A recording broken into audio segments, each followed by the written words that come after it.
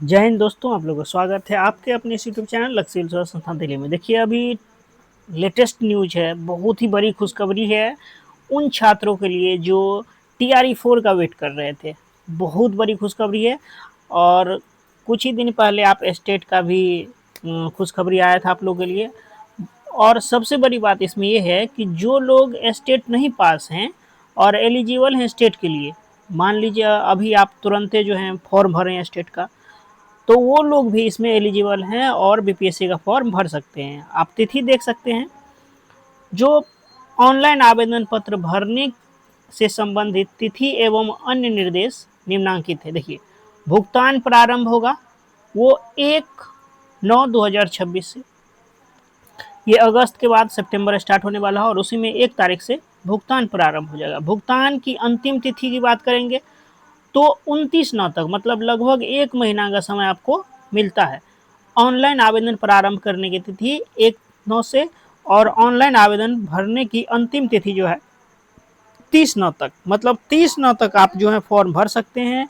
29/9 तक आप परीक्षा का फी जमा कर सकते हैं और 1 तारीख से आपका फॉर्म भरना स्टार्ट हो गया।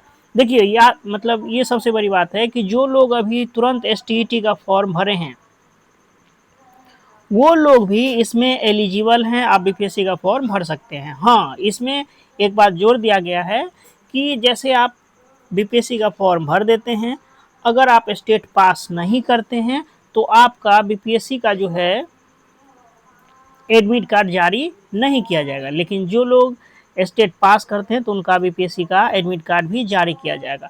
अभी आप लोग को एक चीज़ पता होगी कि सरकार ने या विभाग ने, शिक्षा विभाग ने ये किया है कि पहले जो है बीपीएससी मतलब 1 चरणों में होता था, लेकिन अभी तत्काल जो है, अब जो है बीपीएससी, जो बीपीएससी TRE 4 होगा, TRE 4 होगा, वो जो है 2 चरणों में होगा। तो पहला चरण पीटी होगा, प्रारंभिक परीक्षा जो होगी, और उसके बाद मेंस हो जाएगा। तो पीटी के लिए आप मतलब STET अगर नहीं भी पास हैं और अभी जो है फॉर्म भरें तो आप फॉर्म भर सकते हैं। लेकिन स्टेट का जब रिजल्ट आ जाएगा उसके बाद ही बीपीएससी पीटी का आपको एडमिट कार्ड आएगा। चलिए, आप तिथि संबंधित जो है समस्याएं आप मतलब समाधान हो चुका है। आप तिथि देख चुके हैं कि 1/9 से आपका परीक्षा फॉर्म भरा जाएगा और 30 तारीख तक 1 महीना का डेट है। देखिए, अंतिम तिथि का वेट मत करिए, तिथि बढ़ेगी नहीं बढ़ेगी, आप समय रहते ही फॉर्म भर लेंगे तो बहुत ही अच्छा रहेगा। चलिए, डिटेल जानकारी है इसमें दिया हुआ, पूरा डिटेल PDF है, तो सारा कुछ हम लोग देख लेते हैं, कितना सीटें हैं, क्या क्या दिशा निर्देश दिया गया है। चलिए देखिए, यहाँ पर आप देख सकते हैं ये TRE 4 का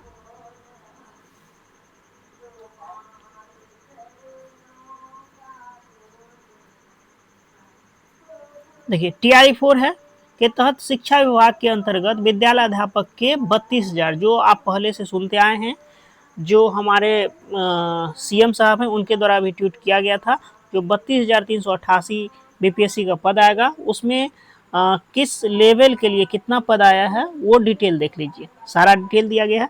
अगर आप चाहें तो ये PDF इस वेबसाइट पर जाकर डाउनलोड कर सकते हैं, आप फॉर्म भी भरेंगे। देखिए, ऑनलाइन आवेदन भरने हेतु विस्तृत दिशा निर्देश आयोग के वेबसाइट, ये जो है www.bpsc.bihar.gov.in पर प्रदर्शित किया गया, आप वहाँ पर जा करके देख सकते हैं। देखिए, 1 से 5 वर्ग कक्षा जो है 1 से लेकर 5वां तक के लिए कुल पदों की संख्या आप देखेंगे तो 3847 पद है। देखिए, इसमें डिटेल दिया हुआ है, कोटि मतलब वाइज जो है किस कोटि में कितना सीटें हैं। तो ये पूरा डिटेल तो हम नहीं बताएंगे क्योंकि वीडियो बनाने में टाइम लग जाएगा। आप इतना देख सकते हैं, जैसे सामान्य जो श्रेणी है उसमें जो है टोटल इतना पद दिया हुआ है। उर्दू के लिए इतना पद है, मतलब 757 है। सामान्य के लिए 3,065 है। बांग्ला के लिए 25 है।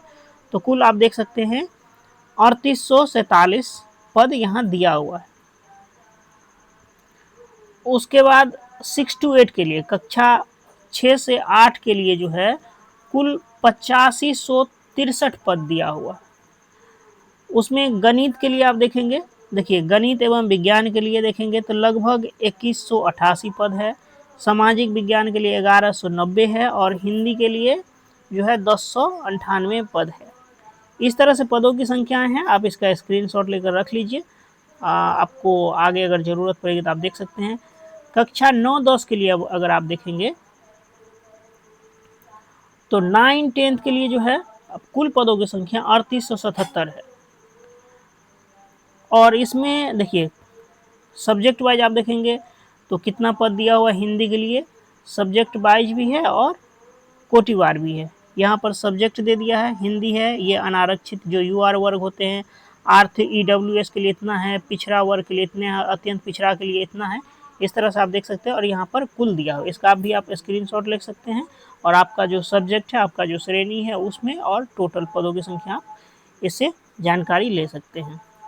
अगर आप बोलेंगे अगर आपको इसका एक डिटेल वीडियो चाहिए मैंने हर एक जानकारी का, तो आप मुझे कमेंट कर सकते हैं, मैं वो भी आपको प्रोवाइड करवा दूंगा।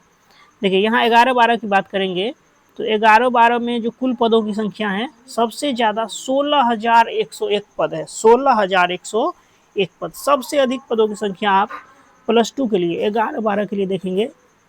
यहाँ जो है विषय दिया हुआ है, फिर इसमें कोटि दिया अनारक्षित है, वही यूआर है, ईडब्ल्यूएस है, अत्यंत पिछड़ा ईडब्ल्यूएस हो गया, ये सॉरी ईडब्ल्यूएस नहीं, ईबीसी हो गया, बीसी हो गया, अनुसूचित जाति है और अनुसूचित जनजाति SC ST हैं।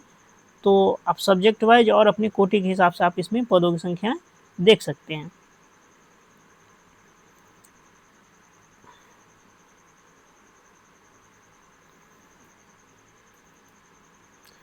जो मानदेय दिया गया है वो 32,000 मानदेय होगा।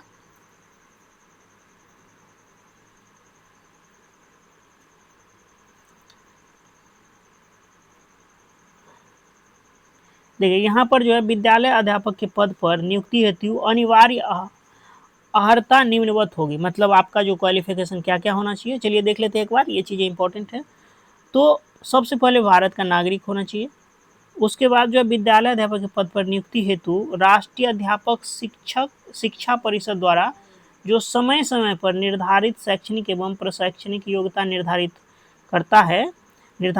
करता हो, विशेष विद्यालय अध्यापक के लिए अर्हता जो है पुनर्वास परिषद के अनुरूप अनुमान्य होगा। मतलब जो जो एजुकेशनल क्वालिफिकेशन जो भी चीज़ें होती है वो आपको होना चाहिए। तीसरा है कि राज्य सरकार अथवा केंद्र सरकार द्वारा समय समय पर आहूत शिक्षक पात्रता परीक्षा, जो भी शिक्षक पात्रता परीक्षाएं होती जाए, जैसे बिहार सरकार जो है बिहार टीईटी लेती है या केंद्र सरकार सीटेट लेती है, तो वो आपको पास होना चाहिए। इसमें आप आगे देखेंगे तो सामान्य विद्यालय अध्यापक के लिए जो है कक्षा 1 से 5 के लिए आपको सीटेट का पेपर फर्स्ट पास होना चाहिए, फर्स्ट क्वालिफाई होना चाहिए। और 6 to 8 के लिए कक्षा 6 से 8 के लिए सीटेट का अगर आप पेपर सेकेंड क्वालिफाई है तो ही आप 6 to 8 के लिए भर सकते हैं। और 9-10 के लिए आप STET का पेपर फर्स्ट आपको पास होना चाहिए और 11-12 के लिए STET का पेपर सेकेंड पास होना चाहिए।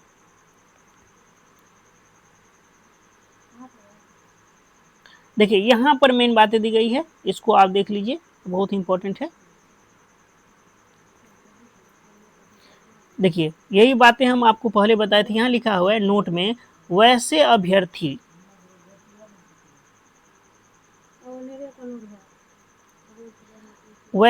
जो शैक्षणिक योग्यता धारित करते हो, मतलब आपके पास जो भी शैक्षणिक योग्यताएं हैं वो है, एवं शिक्षक प्रशिक्षण पूरा कर लिए हैं, मतलब आप DLED हो या BEd हो या ये भी पूरा कर चुके हैं, तथा माध्यमिक शिक्षक पात्रता परीक्षा स्टेट 2026 में सम्मिलित हों।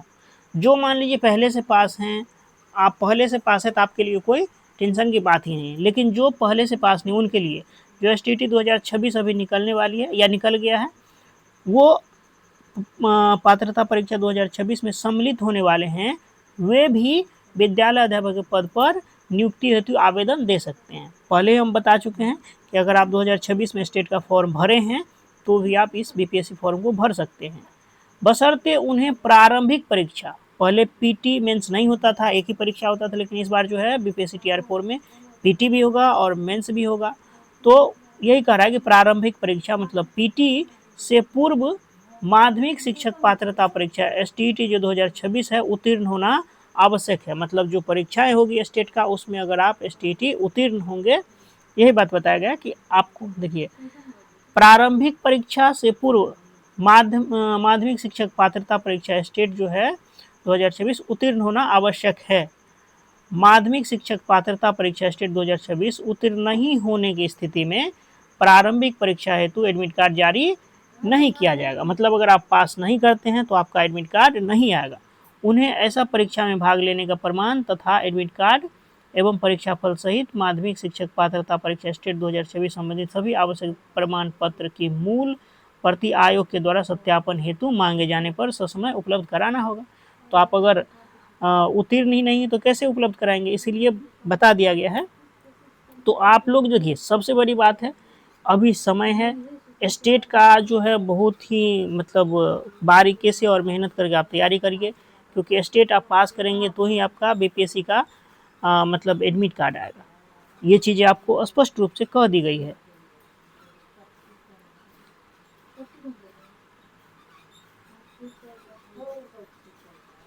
चलिए देखते हैं वो नेक्स्ट क्या है। यहाँ पर जो दिया हुआ है विद्यालय अध्यापक के मूल कोटि मतलब 1 से 5 के पद पर नियुक्ति हेतु शैक्षणिक एवं प्रशैक्षणिक क्या क्या योग्यताएं होनी चाहिए। तो न्यूनतम 50% अंकों के साथ जो है उच्चतर माध्यमिक अथवा इसके समकक्ष तथा प्रारंभिक शिक्षा सत्र शास्त्र में द्विवर्षीय डिप्लोमा चाहे कोई भी नाम से दिया गया हो वो चाहिए, अथवा जो है न्यूनतम 45% अंकों के साथ उच्चतर माध्यमिक अथवा इसके समकक्ष एवं प्रारंभिक शिक्षा शास्त्र में द्विवर्षीय डिप्लोमा चाहे कोई भी नाम दिया गया हो जो राष्ट्रीय अध्यापक शिक्षा परिषद मान्यता मानदंड और क्रियाविधि विनिमय 2002 के अनुरूप प्राप्त किया गया हो। कि ये 1 to 5 के लिए अर्हताएं दी गई है।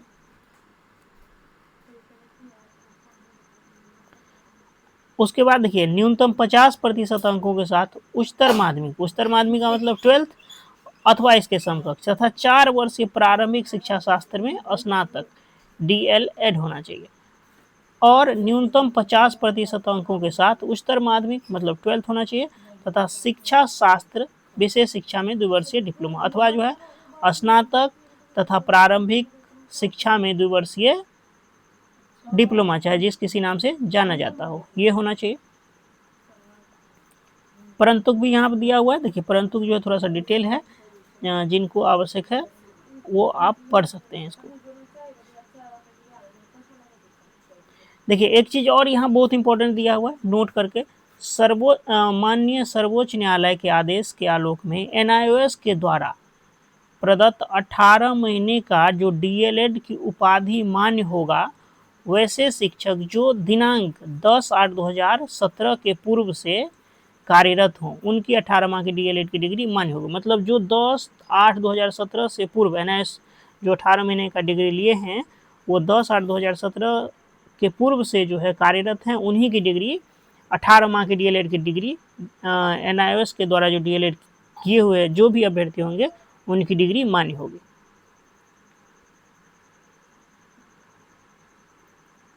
देखिए नेक्स्ट है विद्यालय अध्यापक सामान्य कोटि वर्ग 6 to 8, मध्य विद्यालय में स्नातक कोटि 6 to 8 के विद्यालय अध्यापक की विषयवार निम्न पद होंगे। एक तो होगा गणित विज्ञान के लिए एक ही होगा, सामाजिक विज्ञान विद्यालय अध्यापक के लिए और भाषा विद्यालय अध्यापक के लिए।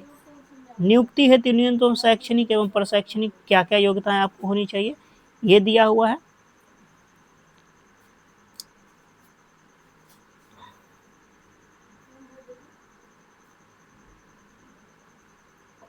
देखिए यहाँ पर भी ये बातें लिखी गई है अर्हताओं के बाद कि माननीय सर्वोच्च न्यायालय के आदेश के आलोक में जो NIOS द्वारा प्रदत्त 18 महीने का DLED की उपाधि मान्य होगा वैसे शिक्षक जो दिनांक 10/8/2017 के पूर्व से कार्यरत हैं उनके 18 माह की DLED की डिग्री मान्य होगी। ये 6 to 8 में भी इस तरह की बातें बताई गई है। देखिए यहाँ कक्षा 9-10 के विद्यालय अध्यापक के लिए आवश्यक शैक्षणिक एवं प्रशैक्षणिक जो दिशा निर्देश है जो भी बातें हैं वो यहाँ पर दी गई है।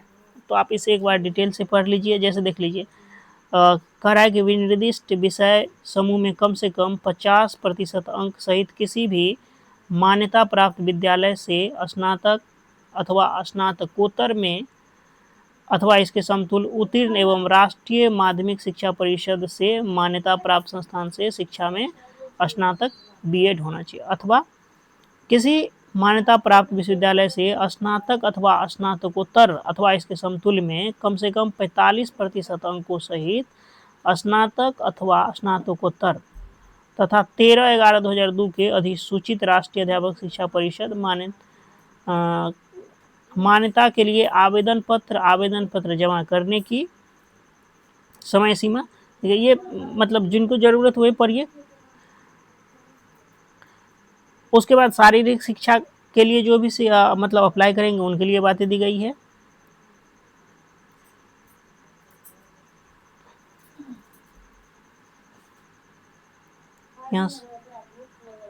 यहाँ है संगीत विषय के लिए, ललित कला विषय के लिए, नृत्य विषय के लिए।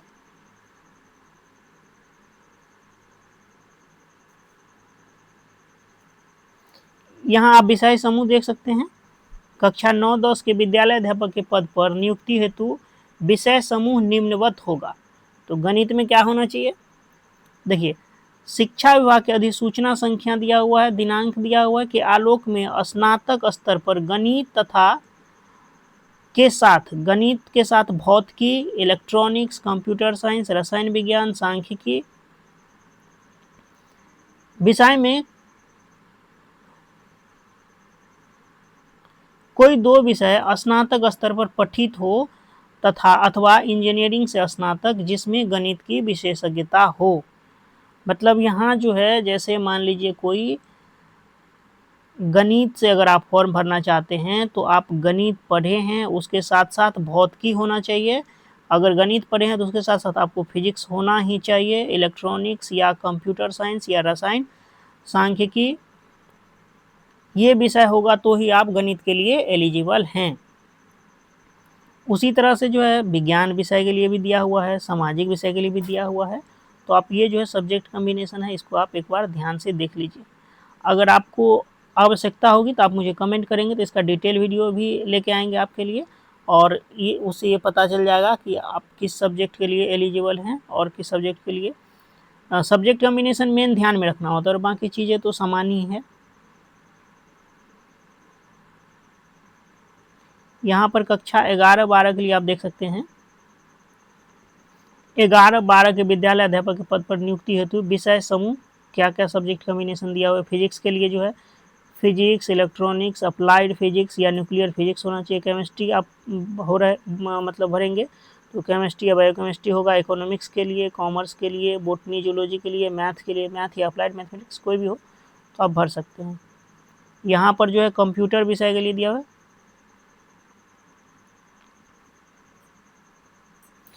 11-12 कंप्यूटर विषय के लिए जो विद्यालय अध्यापक हेतु आवश्यक शैक्षणिक योग्यताएं क्या क्या है, इसका आप स्क्रीनशॉट चाहे तो रख सकते हैं।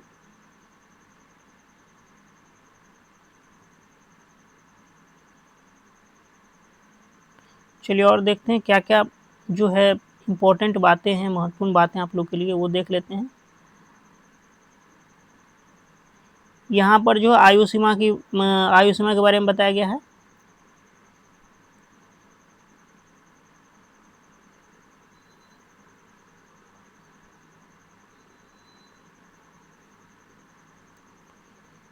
इसमें तो कुछ ऐसा है नहीं। चयन प्रक्रिया, देखिए हाँ, ये एक इम्पोर्टेंट चीज है। जो चयन प्रक्रिया है, पहले क्या होता था, सिर्फ एक ही परीक्षा होती थी तो ज़्यादा समस्या नहीं थी। अब जो है 2 परीक्षा होगा। देखिए चयन प्रक्रिया में कह रहा है कि प्रारंभिक परीक्षा एवं मुख्य परीक्षा के आधार पर, प्रारंभिक पीटी हो जाएगा और फिर मुख्य परीक्षा होगा, आधार पर चयन किया जाएगा। प्रारंभिक परीक्षा में सफल उम्मीदवारों से मुख्य परीक्षा के लिए अलग से आवेदन आमंत्रित किए जाएंगे। मतलब आप पीटी का एग्जाम देंगे, अगर आप पास हो जाएंगे तो फिर से आपको जो है नया फॉर्म मेंस के लिए भरना पड़ेगा। प्रारंभिक एवं मुख्य परीक्षा में आवेदन में दी गई सूचनाओं में भिन्नता होने की स्थिति में आवेदक जो है मुख्य परीक्षा में सम्मिलित होने से वंचित किया जा सकता है। इसीलिए फॉर्म जो आप भरेंगे तो बड़ी ध्यान से भरेंगे, ये नहीं कि उसमें कुछ भर दिए इसमें कुछ भर दिए, कुछ अंतर नहीं होना चाहिए। तो ये प्रारंभिक परीक्षा होगा।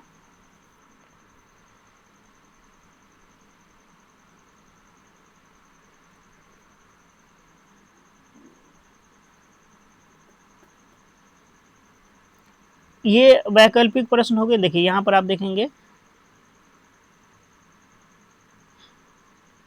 प्रारंभिक परीक्षा, प्रारंभिक प्रतियोगी परीक्षा सामान्य अध्ययन विषय की होगी, जिसमें सभी प्रश्न वस्तुनिष्ठ होंगे, मतलब ऑब्जेक्टिव टाइप का होगा, बहुविकल्पीय होंगे, परीक्षा की अवधि 2 घंटा की होगी, कुल 150 प्रश्न होंगे, 150 प्रश्न पूछा जाएगा, 2 घंटा समय रहेगा और ऑब्जेक्टिव प्रश्न होगा।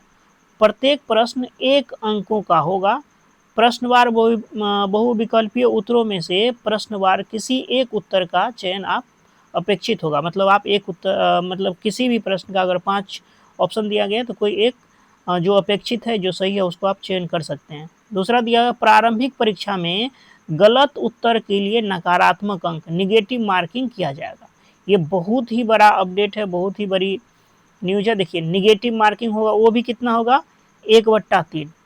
प्रारंभिक परीक्षा में गलत उत्तर के लिए नकारात्मक निगेटिव मार्किंग होगी और प्रत्येक गलत उत्तर के लिए 1/3 1/3 निगेटिव मार्किंग का प्रावधान होगा। तो आप जो है अच्छे से तैयारी करेंगे, संभल के एग्जाम देंगे तो ही होगा। और इसके लिए अगर आप चाहें तो टेस्ट सीरीज ज्वाइन कर सकते हैं, क्योंकि देखिए निगेटिव मार्किंग का अगर आपको प्रैक्टिस नहीं है तो थोड़ा सा दिक्कत हो जाएगा एग्जाम में। ये कह रहा है कि प्रत्येक प्रश्न के लिए 5 विकल्प ABCDE प्रदान किया जाएगा। अभ्यर्थी को एक सही उत्तर ABCD में से किसी विकल्प का चयन कर उत्तर पत्रक में अंकित करना है। यदि अभ्यर्थी प्रश्न का उत्तर नहीं देना चाहता है तो विकल्प ई का चयन करना अनिवार्य होगा। किसी भी स्थिति में प्रत्येक प्रश्न के लिए केवल एक उत्तर चुनना है। यदि कोई अभ्यर्थी पांचों में से किसी एक का भी चयन नहीं करता है तो ऐसे प्रत्येक अनुत्तरित प्रश्न पर नकारात्मक अंकन करते हुए 1/3 अंक की कटौती की जाएगी। मतलब आपको ABCD में से अगर आपको आता है कोई प्रश्न का आप आंसर जानते हैं तो आपको देना ही है। अगर आप नहीं जानते हैं तो आपको ई जो है ई का चयन करना अनिवार्य ही होगा। देखिए प्रारंभिक परीक्षा महज एक जांच परीक्षा होगी।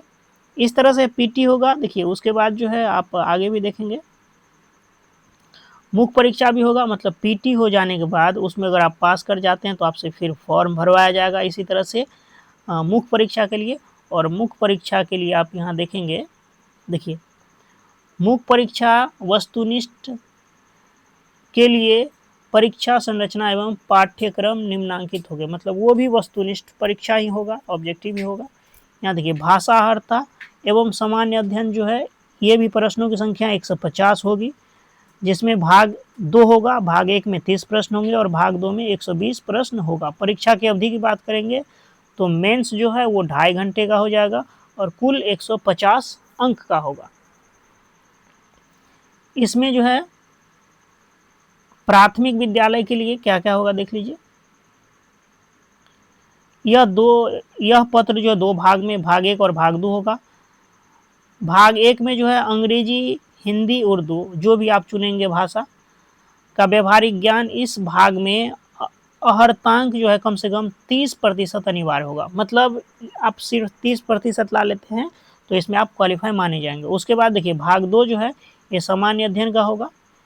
कह रहा है कि इसमें प्राथमिक गणित, मानसिक क्षमता परीक्षण, सामान्य जागरूकता जो करेंट अफेयर्स है, और सामान्य विज्ञान, सामाजिक विज्ञान, भारतीय राष्ट्रीय आंदोलन, भूगोल और पर्यावरण से प्रश्न पूछा जाएगा। कह रहा है कि उपरोक्त विषय पत्रों के पाठ्यक्रम SCERT और NCERT से संबंधित होंगे, लेकिन इसका स्तर जो है उम्मीदवार हेतु निर्धारित न्यूनतम अर्हता के आलोक में होगा।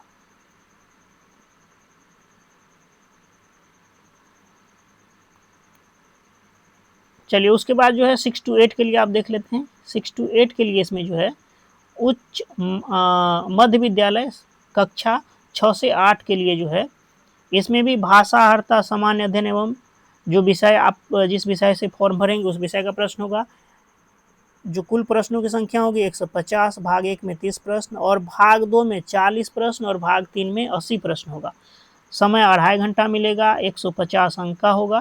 तो इसमें देख लीजिए यह पत्र जो है 3 भाग में होंगे, एक भाग 1, 2 और 3 होगा। भाग 1 में जो है वही जो आपको जो लैंग्वेज सेलेक्ट करेंगे उसका एग्जाम होगा। भाग 2 में बात करेंगे तो सामान्य अध्ययन के लिए प्राथमिक गणित, सामान्य जागरूकता, सामान्य विज्ञान, भारतीय राष्ट्रीय आंदोलन एवं भूगोल शामिल होगा। भाग 3 की बात करेंगे तो विषय पत्र के लिए उम्मीदवारों द्वारा इन पत्रों में से किसी एक पत्र का चुनाव किया जाना है, जैसे गणित एवं विज्ञान, सामाजिक विज्ञान और हिंदी, उर्दू, संस्कृत तथा अंग्रेजी।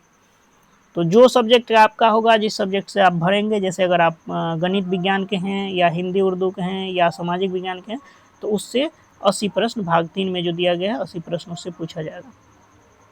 देखिए यहाँ पर 9-10 की बात करेंगे तो 9-10 में जो है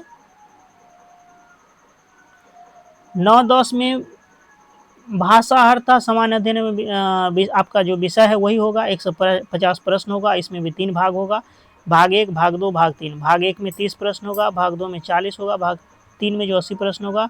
2.5 घंटा समय, आपको समय की बात करेंगे तो 2.5 घंटा मिलेगा और कुल जो है 150 अंक होगा। उसमें जो है देख लीजिए माध्यमिक विद्यालय 9-10 एवं विशेष विद्यालय 9-10 के लिए इसमें जो है 3 भाग होगा, वही भाग 1, 2, 3। भाग 1 में जो है जो आप लैंग्वेज सेलेक्ट करेंगे उसका उसमें जो है उसका एग्जाम होगा, उसमें मात्र आपको 30% अंक लाना अनिवार्य होगा। उसके बाद करेंगे भाग 2 में। भाग 2 एक सामान्य अध्ययन पत्र है जो सबके लिए समान होगा, जिसके प्रश्न माध्यमिक विद्यालय के पाठ्यक्रम से संबंधित होंगे, लेकिन इसका स्तर जो है उम्मीदवार हेतु निर्धारित न्यूनतम अर्हता के आलोक में होगा। इसमें प्राथमिक गणित हो सकता है, सामान्य जागरूकता होगा, सामान्य विज्ञान होगा, भारतीय राष्ट्रीय आंदोलन होगा और भूगोल से प्रश्न पूछा जाएगा।